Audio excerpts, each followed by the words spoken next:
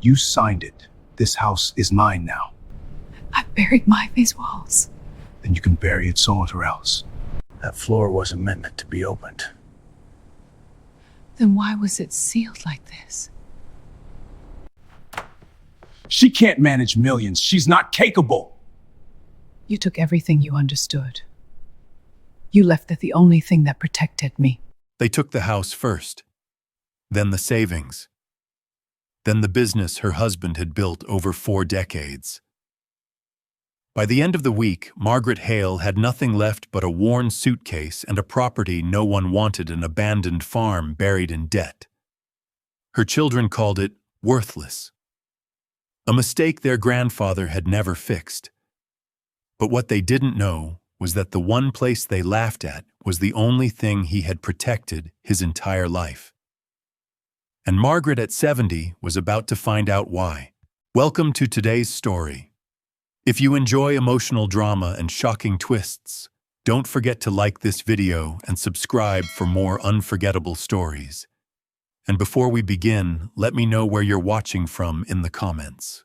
3 weeks earlier, she was still standing beside her husband's coffin. The church was full, but Margaret had never felt more alone. People moved in quiet lines, offering soft condolences, squeezing her hand, telling her Frank had been a good man.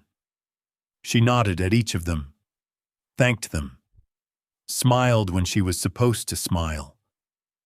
Her feet ached from standing, but she didn't sit. She didn't move. She stayed beside the casket like it was the last place she still belonged. Frank Hale had been her husband for 43 years. The man who built their home, their business, their life. And now he lay still in a polished wooden box while everything they built together began to shift around her.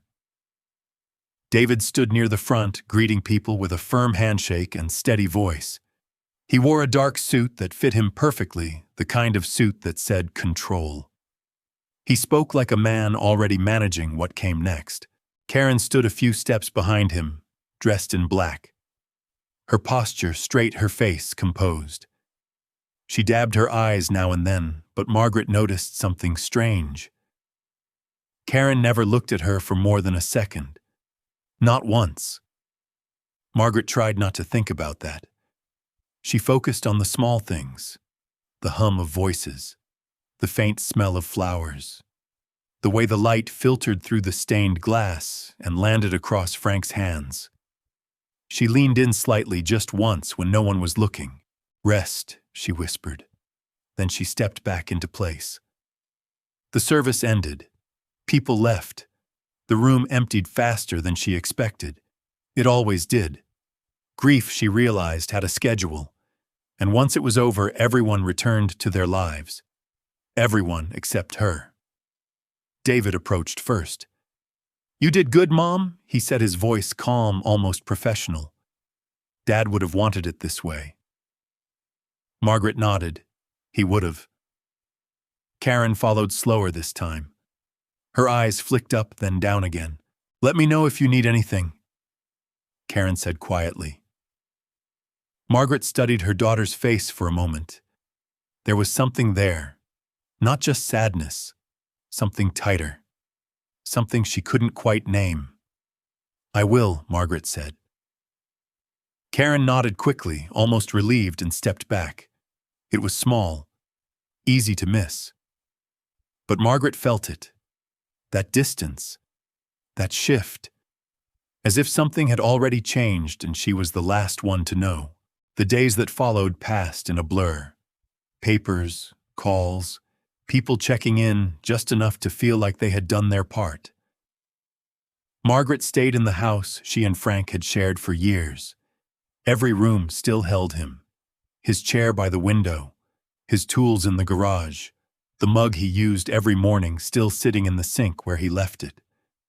She moved through it slowly, quietly, like a guest. David came by twice, Karen once. Both times they were polite, efficient, helpful in ways that felt structured. Margaret told herself that was normal. They were grieving too. They just showed it differently. But on the second week, something shifted again. David began asking questions. Not about how she was feeling, about paperwork. Did Dad ever finalize the deed update, he asked one afternoon, flipping through a folder at the kitchen table. Margaret blinked. What update? David paused just for a second. Then he smiled, smooth and controlled. Just something we discussed a while back. Estate planning. Nothing to worry about. Karen stood by the doorway, arms crossed, watching. She opened her mouth like she might say something. Then she didn't. Margaret felt that same tight feeling again, like a thread being pulled somewhere behind her back. Your father handled most of that, Margaret said slowly. We didn't go over every detail. David nodded, already writing something down. Right. That's okay. We'll sort it out. We'll. Margaret noticed that word. She didn't say anything. That night, she sat alone at the kitchen table, staring at the old wooden surface Frank had sanded and refinished himself years ago. Her fingers traced the faint marks left by time. Something wasn't right. She couldn't explain it. Not yet. But she felt it. In the way David spoke. In the way Karen avoided her eyes. In the way conversations ended just a little too quickly. 3 days later, David called. Mom, he said, his voice steady, deliberate. We need to talk about Dad's estate. Margaret arrived at David's house 10 minutes early. She sat in the car for a moment, hands resting on the steering wheel, staring at the front door. It was a large house, bigger than anything she and Frank had ever owned. They had helped him with the down payment years ago. Frank had said it was a good investment, a way to give their son a better start. Now it felt like a place she needed permission to enter. She stepped out, adjusted her coat, and walked up the driveway. The air was colder than she expected. Or maybe it was just her. David opened the door before she could knock. Hey, Mom, he said, stepping aside. Come in. His tone was warm, controlled, the same tone he used with clients. Karen was already inside, seated at the dining table. A folder lay open in front of her, papers neatly arranged. David had a legal pad. A pen rested across it like he had been waiting. They had been preparing.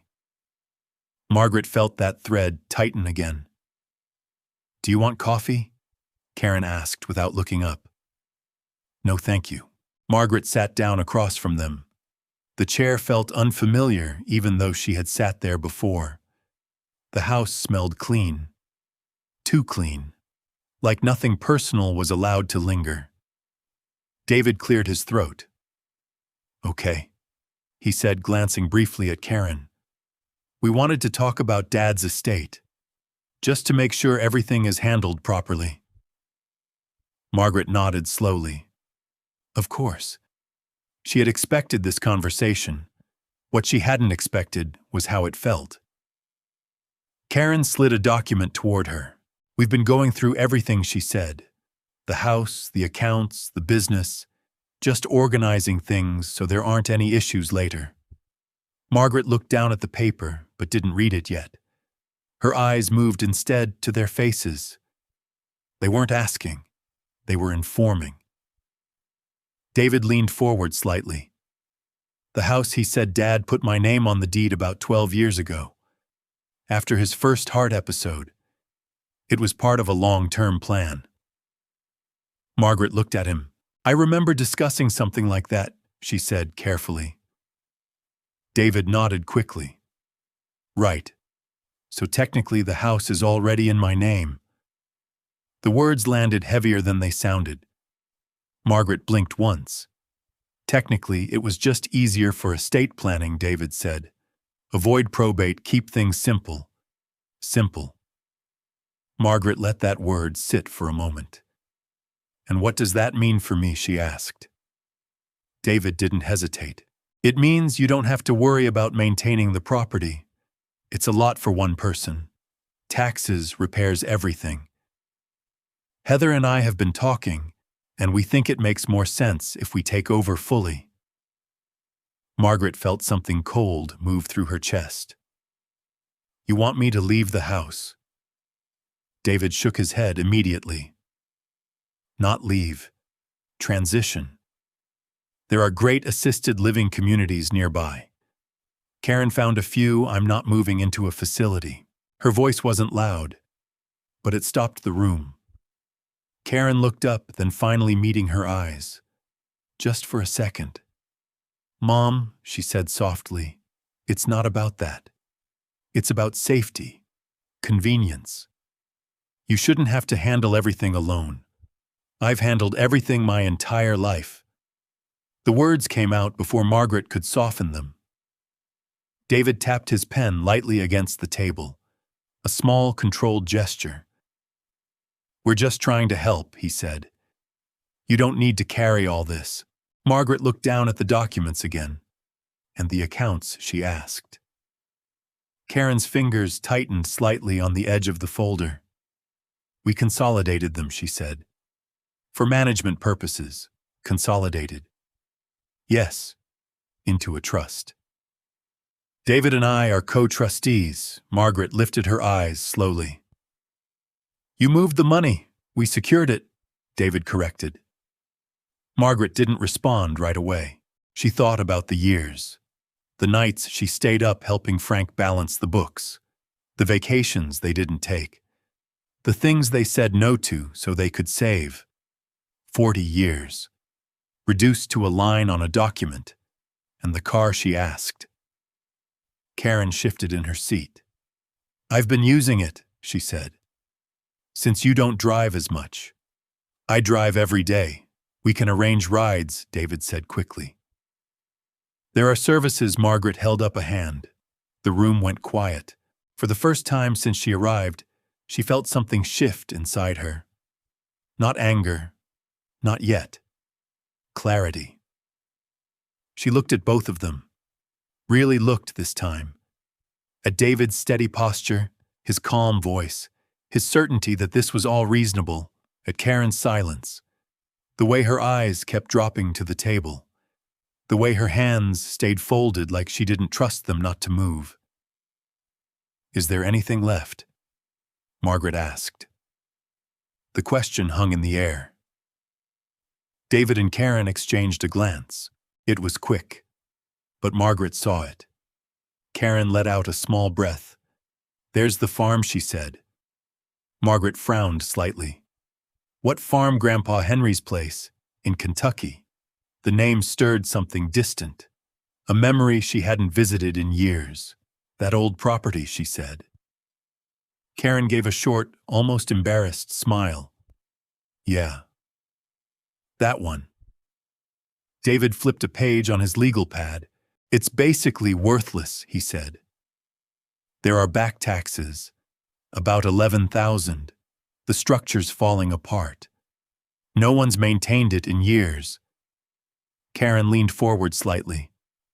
We didn't think it made sense to put that into the trust, she said.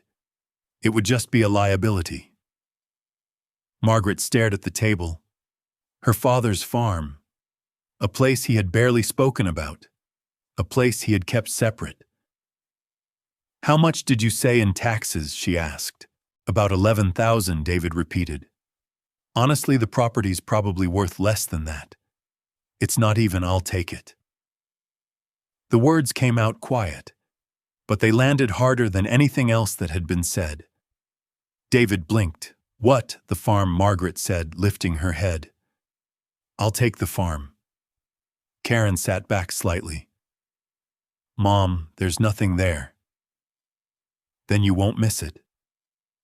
David leaned forward again, his tone sharpening just a fraction. Margaret, you don't understand.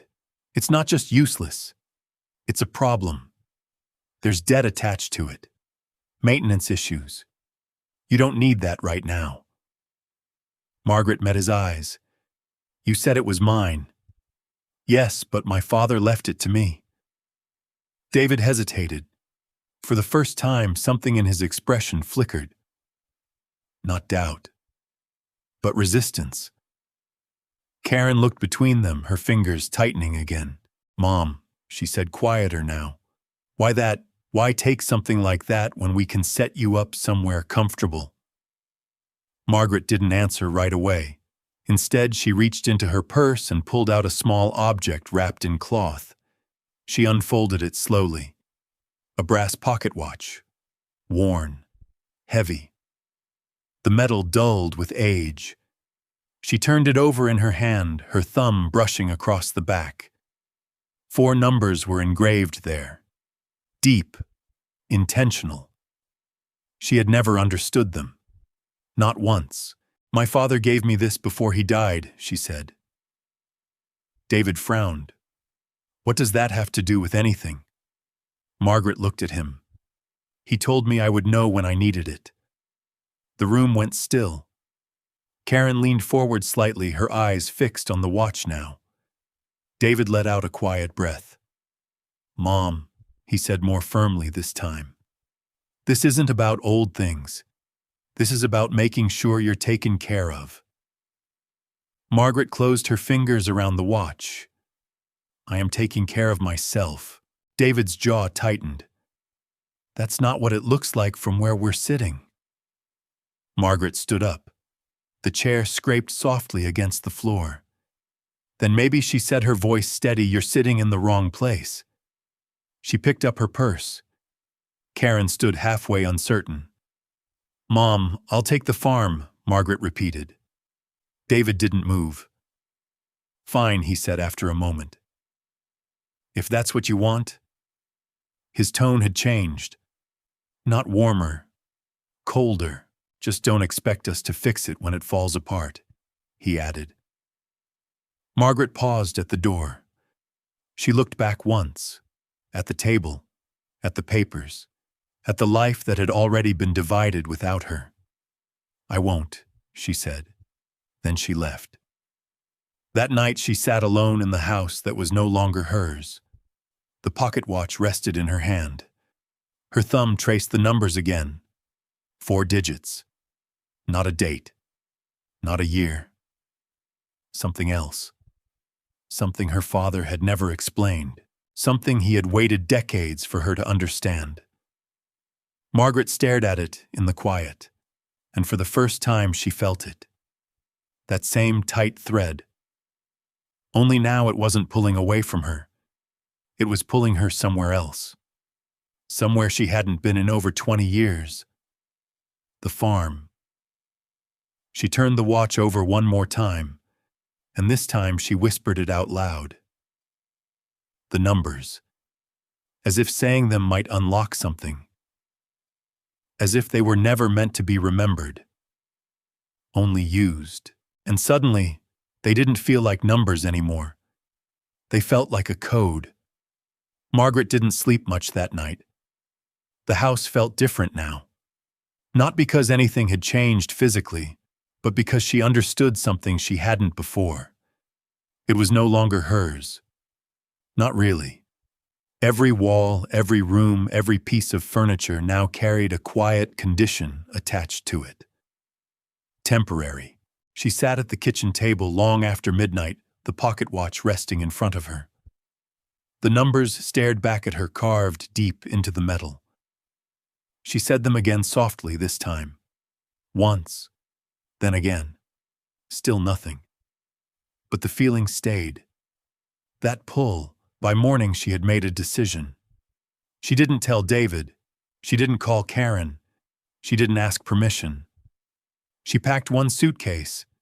Everything she owned now fit into it. Clothes. A few personal things. The pocket watch. That was it. Before leaving, she walked through the house one last time. Not slowly. Not like she used to when she was trying to hold on to memories. This time she moved with purpose. She stopped in the living room. Frank's chair sat by the window, exactly where it always had been. The indentation in the cushion still visible. She didn't sit in it. She just looked at it for a moment. Then she turned and walked out. The bus ride to Kentucky took most of the day. Margaret sat by the window, her suitcase tucked beside her feet. The seats smelled faintly of old fabric and diesel. Outside, the landscape changed gradually. Suburbs faded into open stretches of land, then into hills and long, empty roads. She didn't cry. She had done all her crying already. Now there was only quiet and something else. Resolve. The town was smaller than she remembered. Dawson looked like it had been left behind by time. A few storefronts, a gas station, a diner, the kind of place where people noticed when someone new arrived. Margaret stepped off the bus and adjusted her coat. The air felt sharper here, cleaner. She walked into the gas station to ask for directions. The man behind the counter looked up as the bell rang. "You passing through?" he asked. "No," Margaret said. "I'm looking for the Hale farm." The man paused. "Hale," he repeated. "Henry Hale. That's right." He leaned back slightly, studying her. "Didn't know he had family. I'm his daughter." That seemed to change something. Not his expression exactly, more like the way he held himself. He gave her directions, simple, straightforward, 4 miles east. Margaret thanked him and stepped back outside. There were no taxis, no rides waiting, so she walked. The road stretched out in front of her, narrow and quiet. Her suitcase rolled unevenly over the gravel shoulder, bumping against her leg every few steps. Cars passed occasionally. Most didn't slow down. One did. A pickup truck pulled over ahead of her. The driver leaned out the window, a middle-aged woman with tired eyes and a baseball cap pulled low. "You need a ride," she called. Margaret shook her head. "I'm almost there." The woman looked past her toward the empty road. "Where's there?" "The Hale farm." The woman's eyebrows lifted slightly. "That place," she said. "You sure?" Margaret nodded. The woman hesitated, then shrugged. "Suit yourself," she said, and drove off. Margaret kept walking. By the time she reached the property, the sun had already begun to drop. The driveway was barely visible. Weeds had taken over, pushing through what used to be gravel. Small trees had started growing where they didn't belong. She stopped at the edge for a moment. This was it, the last thing they had left her. She stepped forward. Each step felt heavier, not because of the distance, but because of what she was walking into. The house came into view slowly. It had once been white. Now it was faded, peeling the wood underneath, exposed in patches. One of the upstairs windows was broken. The porch leaned slightly to one side. It looked abandoned. Margaret stood there, her suitcase in her hand, and let herself see it fully.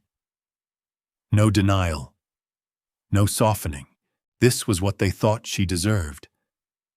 This was what they had left behind. Her eyes shifted past the house, to the barn. It stood farther back, larger than she remembered. The red paint had faded to gray. The roof sagged in one corner, and the door still locked. That stopped her. The house was open to the world. Always had been. But the barn, her father had never let anyone inside. Not once. Margaret walked up to the front door first. It creaked when she pushed it open. Inside, dust coated everything. The air felt stale, untouched for years. The furniture was still there, exactly where it had been left. A chair by the window, a table in the corner. Time had stopped here. She set her suitcase down and walked slowly through the rooms. The kitchen was empty except for old cabinets and a rusted sink. The living room held the same worn furniture she remembered. Everything carried a thin layer of neglect, but nothing was destroyed, just forgotten. Margaret moved to the window. From there she could see the barn clearly. The lock on the door caught the fading light. Something about it felt wrong, not just locked, protected. She turned away and checked the rest of the house. No running water, no electricity. The fuse box didn't respond. The place wasn't livable yet, but it could be. Margaret returned to the living room and sat down in the old chair by the window. It creaked under her weight, but held. She looked at the barn again. Her father had never explained it, never even tried. "All my work's in there," he used to say.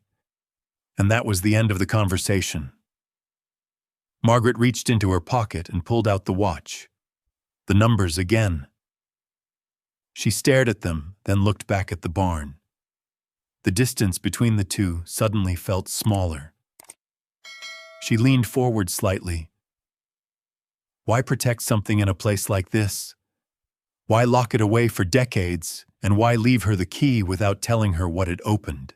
The room felt colder. Or maybe that was just her. Margaret stood up slowly. She stepped outside, the evening air brushing against her face. The sky had turned a deep blue, the last light fading over the fields. The barn stood in silence, waiting. She walked toward it. Each step steady now. No hesitation. When she reached the door, she stopped just inches away. The lock was old, rusted, but intact. Margaret lifted her hand. She didn't touch it. Not yet. Instead, she stepped back and looked down. The ground around the entrance was different, smoother. Not dirt like the rest of the farm. Something else. She bent down slightly, brushing away loose debris with her hand. Concrete. Her breath slowed. Barns didn't have concrete floors like this. Not out here. Not back then. Margaret straightened slowly, her eyes fixed on the door. The lock. The floor. The watch in her hand. Something had been buried here. Not hidden carelessly, hidden on purpose. She looked down at the numbers again, then back at the barn. And for the first time since she arrived, she knew. Whatever her father had protected all those years, it wasn't gone. It was still here, right beneath her feet. Margaret stood in front of the barn door for a long time before she finally moved. The lock wasn't complicated, just old. Rusted enough that it had probably been left untouched for years, maybe decades, but it had held. Through weather, through time, through everything that had worn the rest of the property down. That alone meant something. Her father had never cared much for appearances. The house had been simple, the land practical. But this had been different. Margaret stepped back and looked around. The sky had darkened, and the quiet of the land had settled in. There were no streetlights, no passing cars, just the low sound of wind moving through the fields. She reached down, picked up a loose rock, and tested the lock. The first strike barely did anything. The second made a dull crack. By the third, the metal shifted just enough to give her hope. She stopped, not because she couldn't break it, but because she didn't want to rush this. Whatever was behind that door had been kept from her for 70 years. Another few hours wouldn't matter. Margaret lowered the rock and stepped away. That night she slept in the house for the first time. The bed in her father's room creaked when she lay down, the mattress thin but still holding its shape. She found an old quilt in the closet, heavy with dust, but warm enough once she shook it out. The silence was different here. Not empty. Alive. She lay on her back, staring at the ceiling, the pocket watch resting on her chest. The numbers again. Always the numbers. She turned them over in her mind, not trying to force meaning, just letting them sit. 4 digits. Too short for a date. Too deliberate to be random. And suddenly another thought slipped in. Not what they meant, but where they might be used. Margaret sat up slowly. Her eyes shifted toward the window, toward the barn. She didn't sleep after that. By morning, she was already outside. The air was cold, sharp enough to wake her fully. She wrapped her coat tighter around herself and walked straight to the barn without hesitation this time. The lock gave way faster in daylight. It cracked loose with a sharp snap after several strikes falling to the ground with a dull thud. Margaret didn't celebrate. She just reached for the handle and pulled. The door resisted, at first swollen from years of neglect. Then it gave inch by inch until it opened just wide enough for her to step inside. The smell hit her first. Old hay, dust, wood that had aged past its prime. The barn was larger than she remembered. Or maybe it just felt that way now that she was seeing it differently. Beams stretched overhead, some sagging slightly. Tools hung on the walls, rusted but still in place. A workbench sat along one side, buried under years of debris, and the floor. Margaret stepped forward slowly. Concrete. Not patches, not repairs. A full surface. Smooth in some places, cracked in others, but clearly poured with intention. She crouched down and ran her hand across it. Cold, solid, wrong. Barns didn't need this, unless something needed to be protected. Margaret stood again, her heart beginning to beat a little faster now. She walked across the space, her footsteps echoing faintly. The sound changed as she moved, subtle but noticeable. She stopped, then took a step back, then forward again. There, a difference. She bent down and knocked against the surface with her knuckles. Solid. She shifted slightly to the left and tried again. This time the sound came back different. Hollow. Margaret froze. She didn't move right away. Didn't test it again. She just stayed there, her hand still resting against the cold surface, her breath slow but shallow. Then she knocked again. Same result. Hollow. The sound wasn't loud, but it was unmistakable. There was space beneath. Margaret sat back on her heels, her mind racing now. Her father had poured a full concrete floor inside a barn, and underneath part of it he had left something, not hidden loosely, sealed, protected, buried. Margaret pushed herself to her feet and walked the perimeter of the barn, testing different areas. Most of it sounded solid, unmoving. But the section near the far corner, that was different. The hollow sound spread across a rough square shape larger than she expected. Not small, not accidental, deliberate. She stepped back again, her eyes scanning the surface. If there was something beneath, there had to be a way in. Her gaze moved slowly across the floor. Nothing obvious. No handle, no break, no visible seam, just concrete.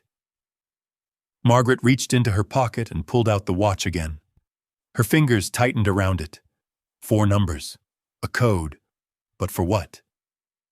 She turned slowly, looking around the barn again, this time more carefully. The walls, the beams, the workbench. Her eyes landed on it. The workbench sat slightly apart from the rest of the wall, as if it had been moved at some point and never pushed fully back. Margaret walked toward it. Each step felt heavier now, not from doubt, but from certainty. She brushed aside some of the debris on top, old tools, scraps of wood-rusted metal pieces. Underneath the surface was cleaner than the rest of the barn. Too clean. Her pulse quickened. She bent down and ran her hand along the back edge. There, a gap. Small, hidden, but real. Margaret crouched lower, her breath steady but controlled now. She reached into the gap and felt along the underside. Metal. Cold. A shape. Not random. A mechanism. Her fingers traced along it until they found something circular. A dial. She pulled her hand back slowly, staring at it. Then she looked down at the watch again. The numbers. Not random. Not a memory. A key. Margaret exhaled slowly. For a moment she didn't move. 70 years. Her father had kept this from everyone. From the world. From her. And now he had left it to her. She knelt again, her hand steady this time as she reached back under the workbench. Her fingers found the dial. Cold metal. Unmoving. Waiting. Margaret whispered the numbers under her breath. Then she turned the dial, once, twice, 3 times, 4. The mechanism resisted at first. Then a soft click. So quiet it almost didn't feel real. Margaret froze. The sound echoed in her ears louder than it should have been. She pulled her hand back slowly. Nothing moved. No dramatic shift. No sudden opening. Just silence. For a second she thought maybe she was wrong. Then she heard it. A low, deep shift beneath her feet. Concrete grinding against something hidden below. Margaret stepped back instinctively as the section of floor she had been standing on moved just slightly. Enough to break the illusion. Enough to reveal the truth. There was something under the barn. Something sealed away. Something her father had built to be found only by her. The slab didn't open fully. It stopped halfway, like something underneath was blocking it, or locking it. Margaret stared at the gap that had formed. Darkness below, cold air rising from it, and then a faint metallic edge caught the light. Not concrete, not wood, steel. Margaret's breath slowed. Her father hadn't just hidden something, he had secured it. She stepped closer again, her heart steady now in a way it hadn't been before. Not fear, recognition. Whatever was down there, it wasn't small, and it wasn't meant to be found by accident. Margaret reached toward the opening, her fingers hovering just above the edge. Then she stopped, because she saw it, just inside the gap. Another lock. Not rusted, not broken, still intact. And this one didn't open with numbers. It needed something else. Margaret didn't move for a long moment. The cold air rising from the gap brushed against her face, carrying a faint smell she couldn't place. Not decay. Not earth. Something cleaner. Sharper, preserved. Her eyes stayed fixed on the second lock. It was smaller than she expected, built into the steel edge beneath the slab. Not rusted like the one outside. Not forgotten. Maintained. That meant one thing. Her father hadn't just sealed this place and walked away. He had prepared it to last. Margaret exhaled slowly and stepped back from the opening. Her instinct wasn't fear. It was caution. Whatever lay beneath wasn't meant to be rushed into, and she didn't have the tools or the light to do this properly. Not yet. She pulled a piece of broken wood across the opening, covering it as best she could, then dragged loose debris over it. Hay. Dust. Enough to make it look untouched. Not hidden perfectly. Just enough. She stepped out of the barn and pulled the door shut behind her. The broken lock hung loose now, but the door still held. For now, that would have to be enough. Margaret walked back to the house slowly, her mind already moving ahead of her. She needed tools, light, and something else. Someone. She didn't like the thought of bringing anyone into this. Not yet. But she also knew her limits. The slab had barely shifted, and the second lock wasn't something she could force open blindly. Whatever this was, it had been built with intention. That meant it required the same. The next morning she woke before sunrise. There was no electricity yet, so she dressed in the dim light filtering through the windows. She packed the watch into her coat pocket and stepped outside, into the cold. The walk back into town felt shorter this time. Not because the distance had changed, but because she had something pulling her forward. At the hardware store, the bell above the door rang as she stepped inside. The woman behind the counter looked up, the same one who had sold her a few basic supplies the day before. "You back already?" the woman asked. Margaret nodded. "I need a sledgehammer and a pry bar." The woman studied her for a second, then glanced down at Margaret's hands. "You planning on tearing something down, something like that?" She pointed toward the back. Aisle 3. Margaret walked past shelves of tools, her eyes scanning, until she found what she needed. The sledgehammer felt heavy in her grip, but not impossible. The pry bar solid and simple. She carried them to the counter. "That'll run you $60, the woman said. Margaret hesitated for half a second. Then she reached into her pocket and counted out the cash she had left. It wasn't much, but it was enough. As the woman bagged the smaller items, the front door opened again. A man stepped inside, boots heavy against the wooden floor. He looked like he belonged here in a way Margaret didn't yet.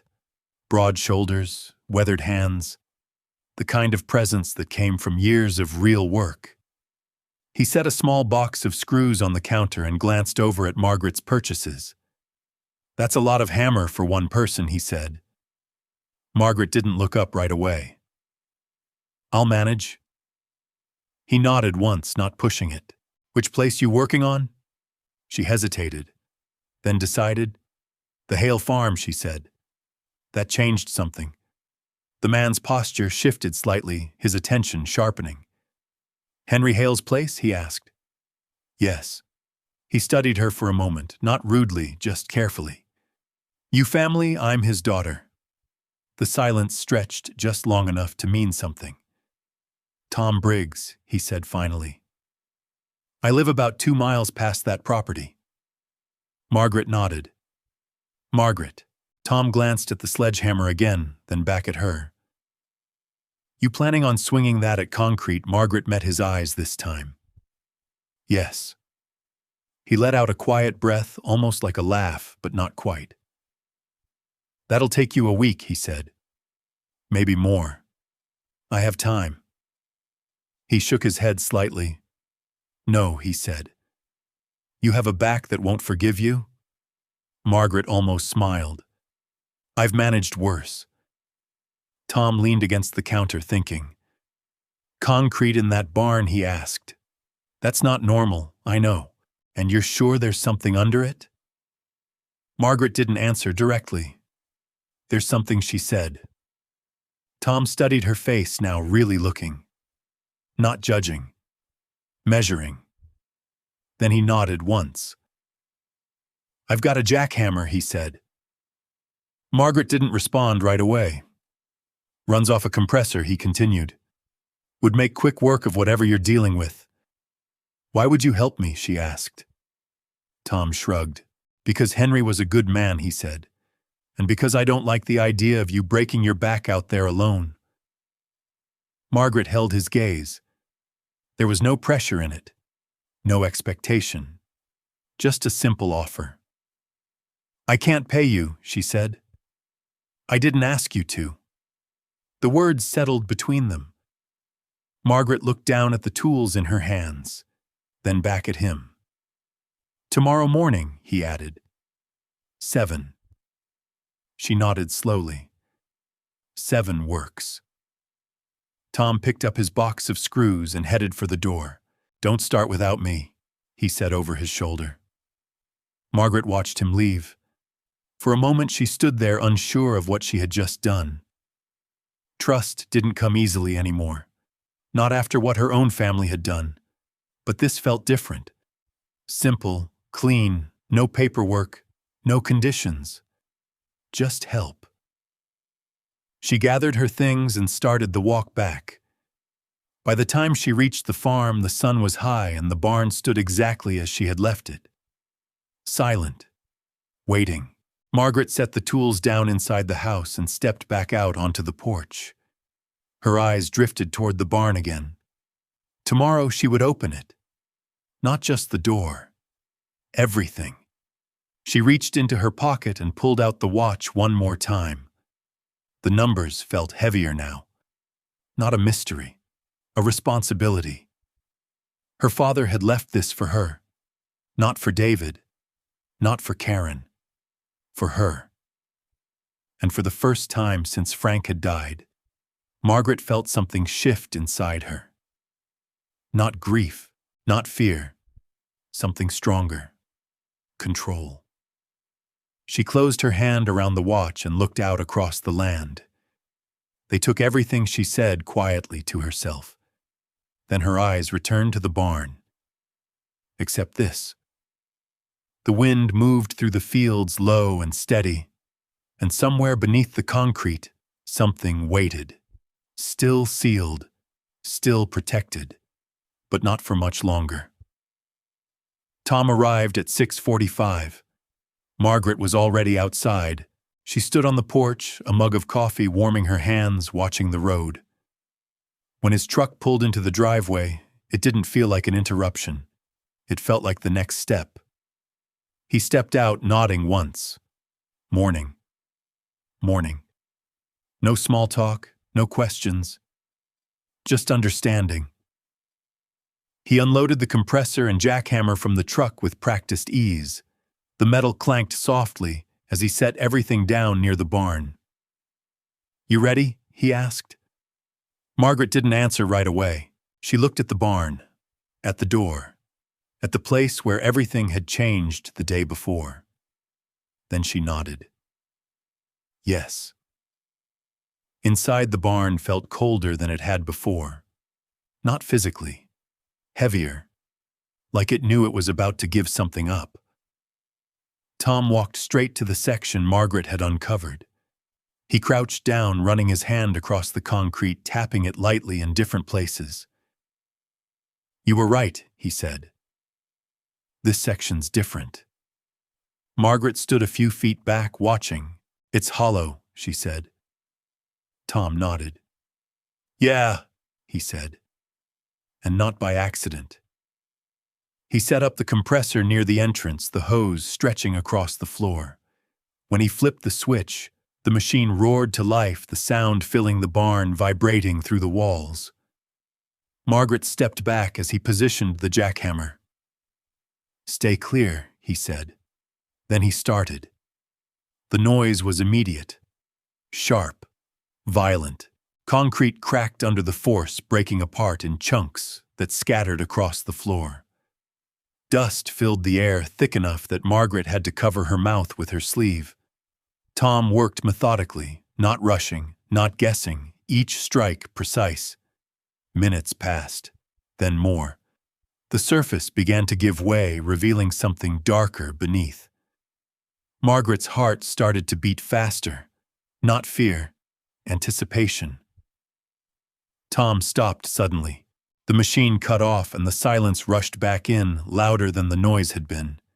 He crouched lower, brushing away debris with his gloved hands. "Hold on," he said. Margaret stepped closer, careful now. Through the broken concrete, something caught the light. Not stone, not wood, metal. Flat. Smooth. Tom cleared more of the area, widening the opening until the shape became clear. A square, about 4 feet across, set perfectly into the foundation. "A hatch," he said quietly. Margaret didn't speak. Her eyes stayed fixed on it. This wasn't something added later. This had been built into the structure from the beginning. Tom sat back slightly, wiping his hands on his jeans. "Your father put this here," he said, "and he knew exactly what he was doing." Margaret stepped forward slowly. Her shoes crunched over broken concrete as she reached the edge of the opening. The steel plate was thick, reinforced. Not something you just bought at a store. Something custom, something planned. She crouched down and brushed away the last of the dust. There it was. The second lock. Cleaner than everything else around it. Protected. waiting. Tom leaned in beside her. "That's not a cheap setup," he said. "That's serious work." Margaret reached into her coat pocket and pulled out the watch. Tom noticed it immediately. "What's that?" "My father's," she said. She turned it over her thumb, brushing across the numbers. 4 digits. Tom watched her but didn't interrupt. Margaret took a slow breath, then reached for the lock. It wasn't a dial this time. It was a combination mechanism with a small rotating wheel and a set of engraved markers, more precise, more deliberate. She lined up the first number, turned the wheel, then the second, then the third, then the fourth. Each movement felt heavier than it should have, like she was turning something far older than metal. When she finished, she paused. Nothing happened. Tom shifted slightly. "You sure that's it?" he asked. Margaret didn't answer. She adjusted the final number again, slower this time, more carefully, and then click. The sound was quiet, but it echoed. Tom let out a breath. "Well, I'll be Margaret" didn't wait. She reached for the handle built into the edge of the hatch. It didn't move. Tom leaned in. "It's probably sealed tight. Give it a second." He grabbed the pry bar and wedged it under the edge. "On 3, he said. 1, 2. They pulled together. The seal broke with a deep, hollow sound. Air rushed up from below. Cool, dry, different. Margaret stepped back instinctively. Tom pulled the hatch open the rest of the way. It swung upwards slowly, heavy on its hinges, revealing a dark opening beneath. For a moment, neither of them moved. Then Tom reached for a flashlight from his tool bag and switched it on. The beam cut through the darkness. A ladder, steel, leading down. "How deep," he muttered. Margaret stepped closer, her breath steady now. She took the flashlight from him. "I'll go," she said. Tom frowned. "You sure?" She looked at him. "This is mine," she said. He held her gaze for a second, then nodded. Margaret lowered herself onto the ladder carefully. One step, then another. The air grew cooler as she descended, cleaner, controlled. At the bottom, her shoes touched solid ground, concrete again, but smoother. Finished. She raised the flashlight and stopped breathing. The beam moved slowly across the space. Rows, endless rows, shelves, wooden, organized, and on them, bottles, thousands of them. Glass, sealed. Each one filled with a deep amber liquid that caught the light in a way that felt almost alive. Margaret took a step forward. Her hand trembled just slightly as she reached for one. The glass was thick, heavy, the seal intact. A label was attached, handwritten. She brought the flashlight closer. The ink had faded slightly, but it was still clear. Hale Reserve, 1958. Margaret's breath caught. Her father's name. Her father's handwriting. Tom's voice came from above. "What do you see?" Margaret didn't answer right away. She turned slowly, the light sweeping across the room. More shelves, more bottles, rows stretching farther than she could count. This wasn't a stash. This was a collection, a system, a lifetime of work. Tom climbed down a moment later, his boots hitting the ground behind her. He took one look around and went silent. For the first time since she met him, Tom Briggs had nothing to say. Margaret set the bottle back carefully. Her mind was racing now, putting pieces together. Her father, the barn, the secrecy, the lock, the numbers. He hadn't been hiding nothing. He had been hiding everything. Tom finally spoke, his voice low. Good Lord, Margaret turned slightly. "He wasn't poor," she said quietly. Tom looked at her. She held his gaze. He was hiding a fortune. The words settled into the space between them. Heavy. Real. Tom ran a hand across his face, still staring at the shelves. "You got any idea what this is worth?" Margaret didn't answer. Not because she didn't want to, but because she didn't know. Not yet. And then her light shifted toward a table in the corner, different from the shelves, cleaner, intentional. Something sat on it, a single envelope. Margaret stepped toward it slowly, her heart steady now, but deeper, more focused. She picked it up. Her name was written across the front, in the same handwriting, her father's. Margaret didn't open it. Not yet. She just stared at it. Because suddenly the bottles weren't the most important thing in the room anymore. It was whatever he had written inside that envelope. And why he had waited his entire life for her to read it. Margaret held the envelope longer than she expected. Her fingers rested along the edge, feeling the weight of it. Not physical weight. Something else. Something deliberate. Her father had sealed this and left it here hidden beneath concrete, beneath years of silence. He had known she would find it. Or hoped she would. Tom shifted behind her, still looking around the room like he hadn't quite accepted what he was seeing. "You gonna open it?" he asked quietly. Margaret didn't look at him. "Not yet," she said. Her voice was calm, but it wasn't hesitation. It was control. She slipped the envelope carefully into her coat pocket. "First, we understand what we're standing in," she added. Tom gave a slow nod. "Fair enough." Margaret turned back to the shelves. Now that the shock had settled, her mind started working differently. Not like a daughter anymore. Not like someone lost. Like someone who had something to protect. She picked up another bottle, reading the label more carefully this time. Dates. Handwritten notes. Batch markings. This wasn't random. This was a system. Tom walked along the rows, running his hand lightly across the wood. "This kind of storage temperature, humidity. Your father knew what he was doing," he said. "This ain't backyard stuff. This is professional." Margaret looked at the ceiling, then the walls. "They never came here," she said. Tom glanced at her. "Your kids." She nodded. "They said it was worthless," she added. "A mistake." Tom let out a dry breath. Well, they were wrong.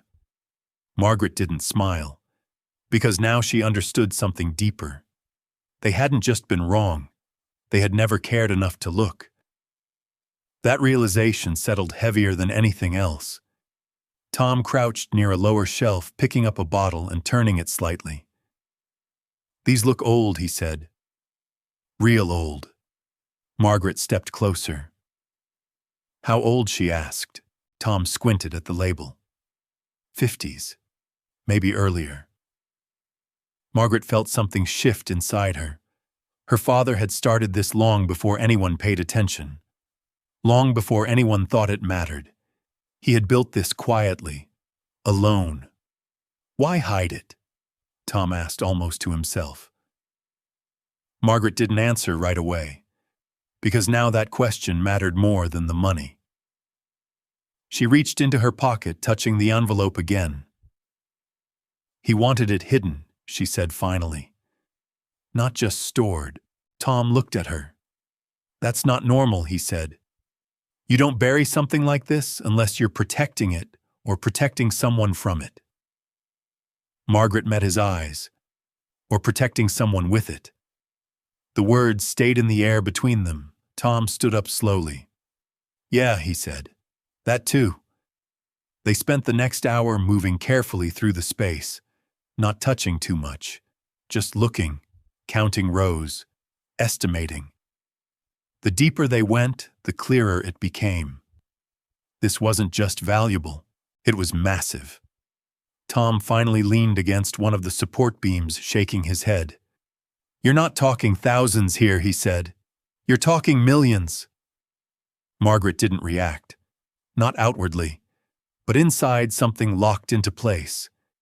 David, the house, the accounts, the business.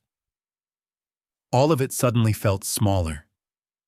For the first time since everything had been taken from her, Margaret didn't feel like she had lost. She felt like she had been redirected. Tom straightened. "You need someone to appraise this," he said. "Properly. Quietly." Margaret nodded. "Yes," she said. "Quietly. Because the moment anyone knew, everything would change again." She looked around one last time, then turned toward the ladder.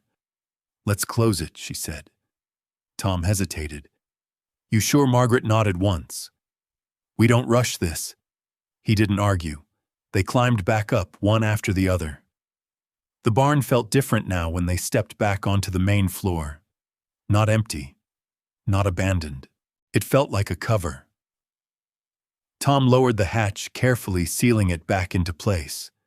The metal settled with a dull, final sound.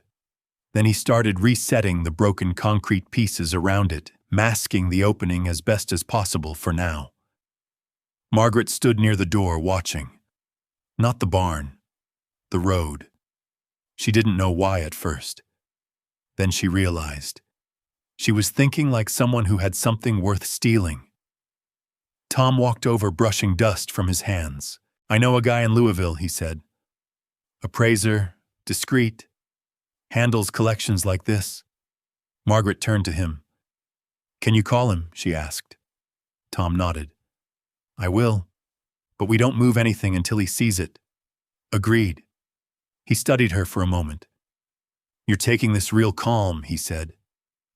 Margaret looked back at the barn. "No," she said quietly. "I'm not." She paused. "I just don't have the luxury of falling apart." Tom didn't respond. Because there was nothing to argue with. They stepped outside together. The air felt warmer now, heavier with late morning sun. Tom loaded his equipment back into the truck. "I'll call him today," he said. "Might take a few days to get him out here." "That's fine." He hesitated before getting in. "You're not alone in this," he added. Margaret met his eyes. "I know," she said. And for the first time, she meant it. Tom drove off, leaving a cloud of dust behind him. Margaret stood there for a long moment after he disappeared down the road. Then she turned back toward the house. Inside, the silence felt different. Not empty. Occupied. She walked to the small kitchen table and sat down. Slowly, she pulled the envelope from her pocket. Her name stared back at her. Margaret Hale. Written in the same careful script she had seen on the bottles. Her father had written this, knowing exactly where she would find it. And when. She slid her finger under the flap, paused, then opened it. Inside was a single sheet of paper, folded once. Margaret unfolded it carefully.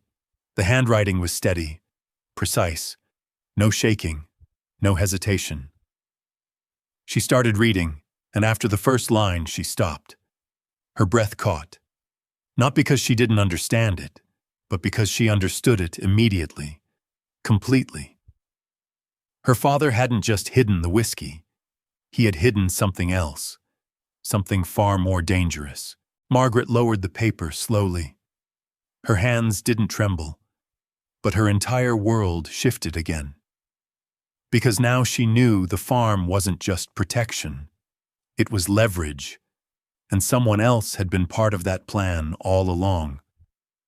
Margaret read the letter again, then a third time. The words didn't change, but their weight did. Each line pressed deeper, settling into something she couldn't ignore.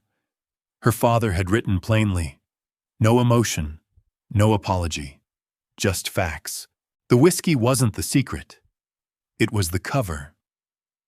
What he had truly built was leverage against his own family. Margaret folded the paper slowly, her fingers steady even as her chest tightened. He had known something. Known that one day control inside the family would turn into something else. Something colder. Something that could strip a person down to nothing and still call it responsibility. He had built the farm for that moment. For her. And he hadn't trusted anyone else to handle it. Not even her children.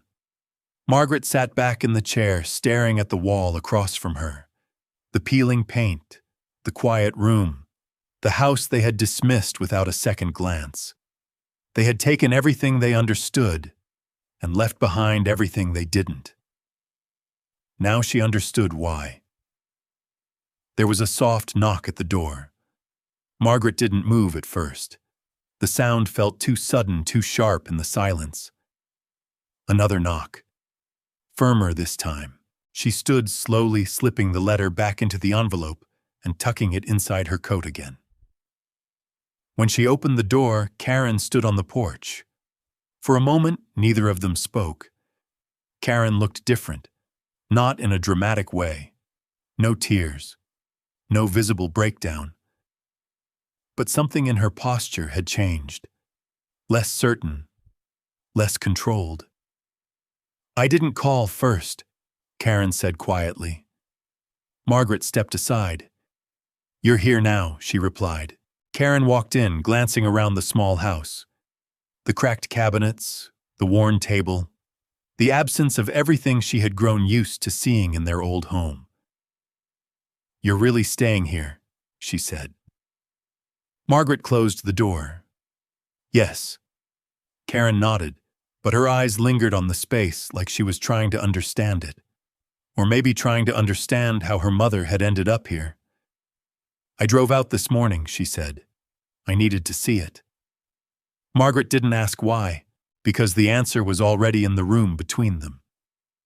Karen walked a few steps further inside, then stopped. "David says you're not answering his calls," she added.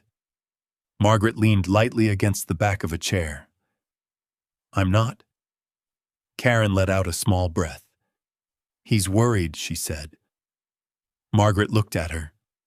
"No," she replied calmly. "He's not." The words didn't come out sharp, but they landed harder than if they had. Karen didn't argue, because she knew. She had seen the documents, sat in the meetings, watched how everything had been arranged before Margaret had even been told. "Mom," she started, then stopped. Margaret waited.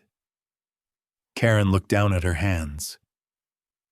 "I didn't know it would happen like that," she said. Margaret didn't interrupt. I thought we were just organizing things," Karen continued, "making sure everything was stable." Margaret's expression didn't change. "And when did you realize it wasn't that?" she asked quietly. Karen swallowed. "I don't know," she admitted. "Maybe when you didn't argue." That landed somewhere deeper than either of them expected. Margaret turned slightly, walking toward the window. The field stretched out beyond it, uneven and quiet.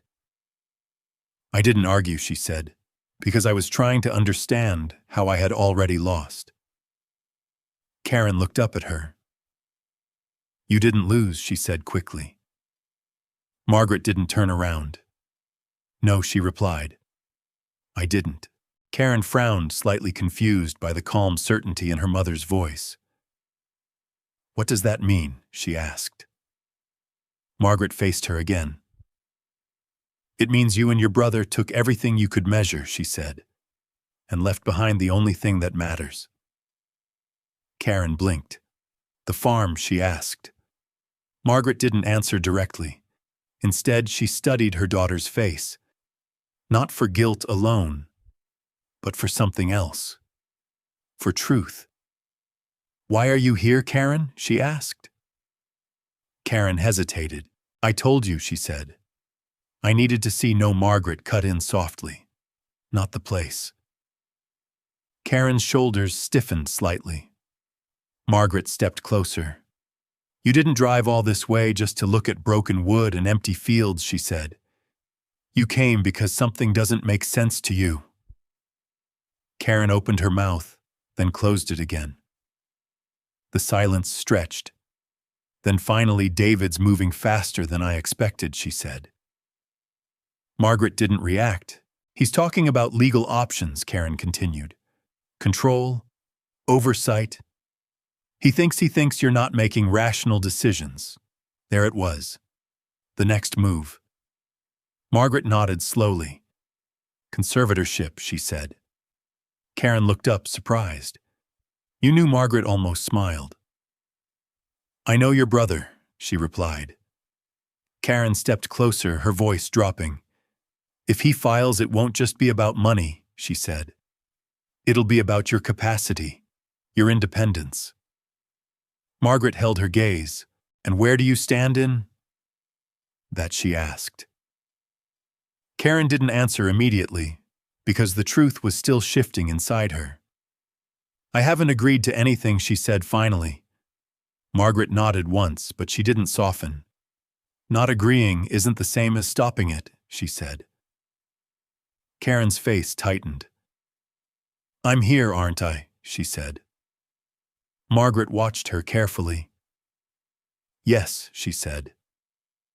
You are. But she still didn't know why. Karen glanced toward the door, then back at her. There's something else, she said. Margaret waited. Karen reached into her bag and pulled out a folder. I found this in the office, she said. It wasn't in the main files. It was separate.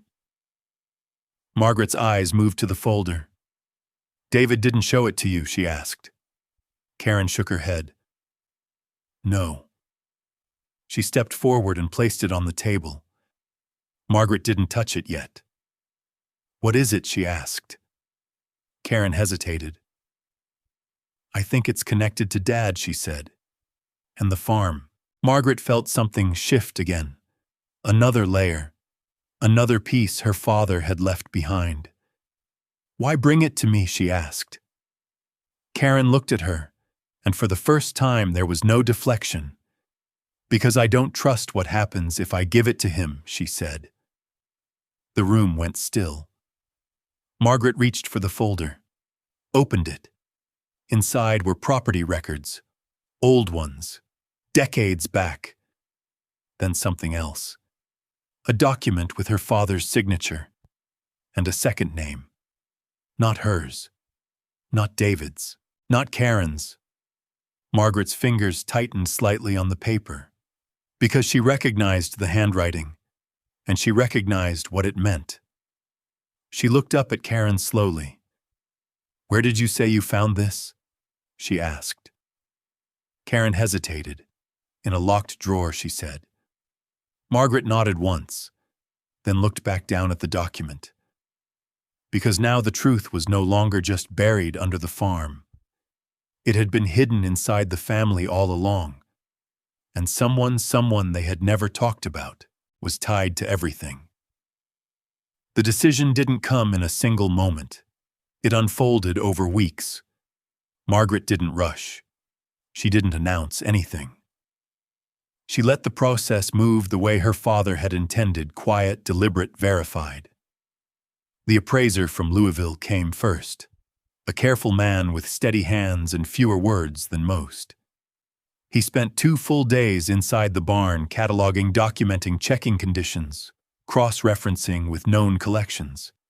He didn't react emotionally, but on the second evening, he sat across from Margaret at the same worn table and placed his notebook down. This isn't just valuable, he said. It's significant. Margaret held his gaze. How significant? She asked. He hesitated, choosing his words carefully. Enough that if handled properly, he said, it changes everything. She nodded once, because she already knew. What mattered wasn't the number. It was what that number meant. From there, things moved forward the right way. Quiet legal consultation, independent financial verification, a structured plan for gradual release, not exposure. Margaret didn't sell it all. She never intended to. That was the first decision she made on her own. Tom helped coordinate the repairs around the farm, Nothing extravagant, just enough to make it livable, stable, dignified. The barn stayed locked, but no longer forgotten. Karen came back a week later. This time she didn't knock. Margaret found her standing near the edge of the field, looking out over the land like she was trying to understand something that had never made sense before. Margaret walked toward her slowly. Karen didn't turn right away. "I used to hate this place," she said quietly. "I thought it was embarrassing." Margaret stopped beside her. "It wasn't meant to impress anyone," she replied. Karen nodded. "I see that now." There was a long silence between them. Not empty, just unfinished. "I gave that file to the attorney," Karen said after a moment. "The one you chose, not David's." Margaret glanced at her. "That mattered," she said. Karen swallowed. "I didn't know who that name was," she admitted. "The second signature." Margaret's expression softened slightly, but she didn't look away. "Neither did I," she said. "Not until I read everything." Karen turned toward her, and she asked. Margaret exhaled slowly. "Your grandfather had a partner," she said. "Someone he trusted outside the family. Not for business, for protection." Karen frowned. Protection from what? Margaret met her eyes. "From us," she said. Karen didn't respond, because she understood. That quiet, painful understanding settled between them. "He didn't think we would handle it right," Karen said. Margaret shook her head gently. "He didn't think power stays clean once people start fighting over it," she replied. Karen looked down at the ground. "I should have stopped it," she said, "when David pushed everything through." Margaret didn't interrupt. "I knew it felt wrong," Karen continued. "I just didn't want to go against him." Margaret nodded. "That's how it happens," she said. "Not all at once. Just enough silence to let it grow." Karen's voice broke slightly. "I'm sorry," she said. Margaret stood there letting the words settle. They mattered, but they weren't enough on their own. "I believe you," she said finally. Karen looked up, surprised. "But that doesn't fix what happened," Margaret added. Karen nodded slowly. "I know." Margaret stepped a little closer. "If you want to be part of my life again," she said, "it won't be the same as before." Karen didn't hesitate. "I understand." Margaret studied her face. For the first time in a long time, she saw something steady there. Not perfect, not complete, but real. "That's where we start," Margaret said. Karen let out a quiet breath. Not relief, something deeper. A chance. David never came back. He fought it legally at first, filed motions, tried to push the conservatorship argument, but the records didn't support him. The financial trail worked against him. Margaret's independent evaluations were clear. He lost, not dramatically, not publicly, just definitively. The kind of loss that doesn't explode. It settles and stays.